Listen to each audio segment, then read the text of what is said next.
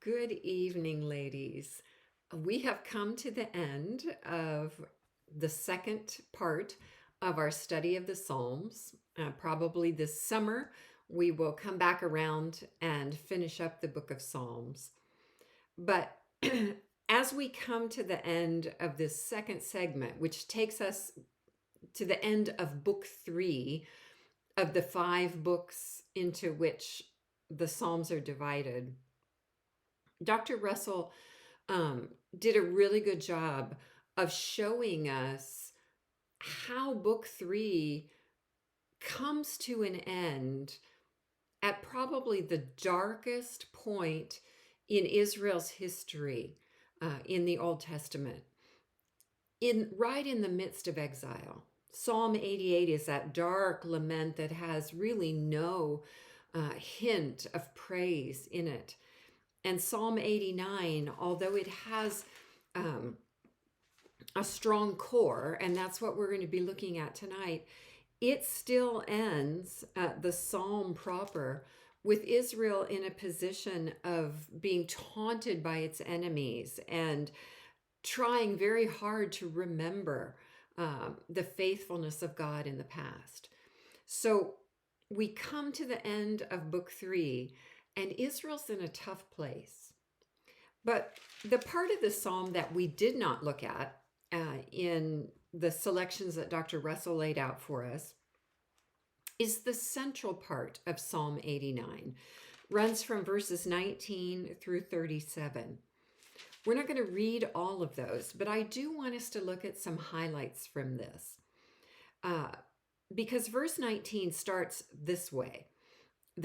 The psalmist has just laid out this sort of doxology and this affirmation of faith, reminding himself of who God is and how God has acted on Israel's behalf. And then at the end of the psalm, he's going to move in, and verse 38 starts with, but what we're experiencing right now doesn't fit with what we know to be true about God. And in between those two parts is this long middle section that begins this way in verse 19. Then you spoke in a vision to your faithful one, and you said.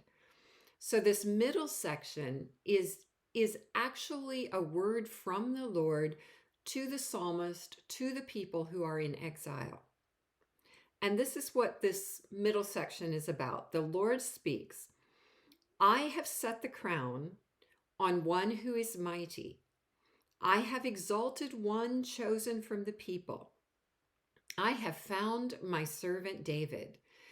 And there is a sense that as those exiles are hearing this, probably the first thing that comes to their mind is God's going to restore the monarchy. There's going to be a new king in Israel, and David's line is going to continue. This interruption of the exile is just temporary.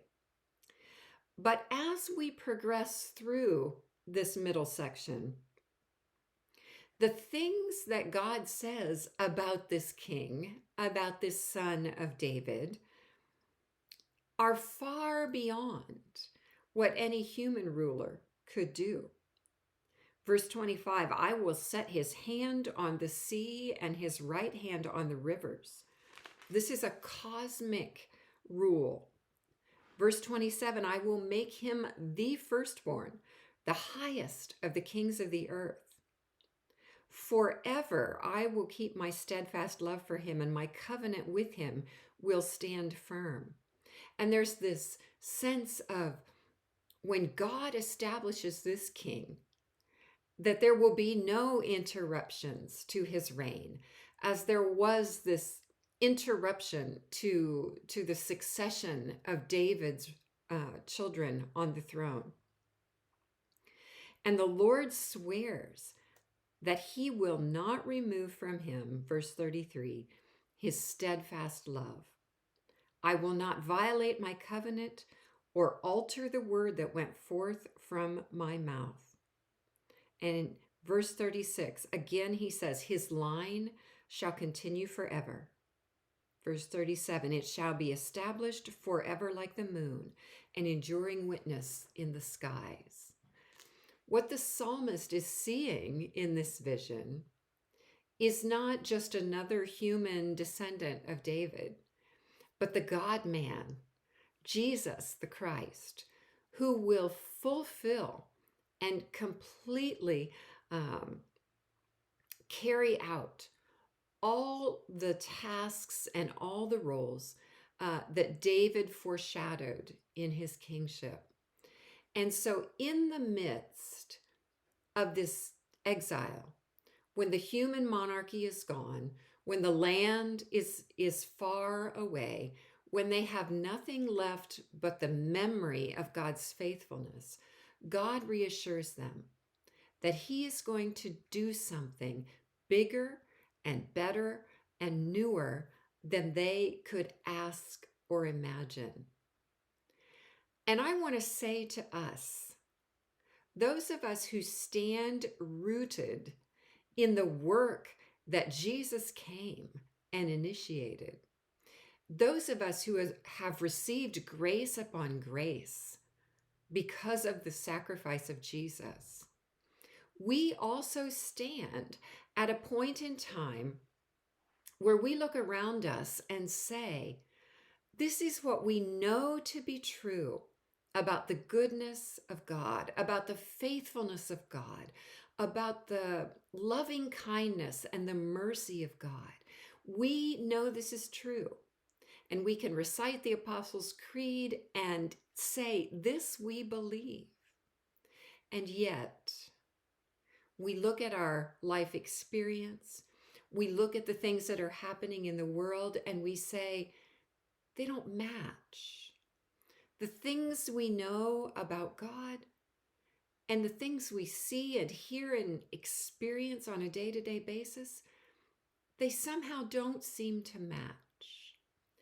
And just as the vision of God's new thing stood in between those two realities, bridging the gap between them, so too for us, the new thing that God has promised is what joins together and gives coherence to these two seemingly disparate parts of our faith. The things we know and affirm to be true, and the things we experience that seem to contradict that truth. Those are joined, and sense is made of them by the promise that God says, I am making all things new. So just as the exiles in the Old Testament found meaning and coherence of message in that vision of the new thing that God was going to do, so we, standing, sitting, existing where we exist, can find the same hope and the same integrity and the same coherence as we remember the destiny towards which we are headed. Jesus already reigns. God has accomplished what he promised to the psalmists. But we don't yet see and experience the fullness of that reign. But God says, there will come a day when I will wipe every tear from your eyes, when there will be no more mourning, no more crying, no more death, no more pain. That is the destiny towards which we are moving. Just as the exiles were moving towards restoration, so we, as the people of God, are moving towards new creation. So I pray that that will encourage you, particularly as we move closer and closer to Holy Week.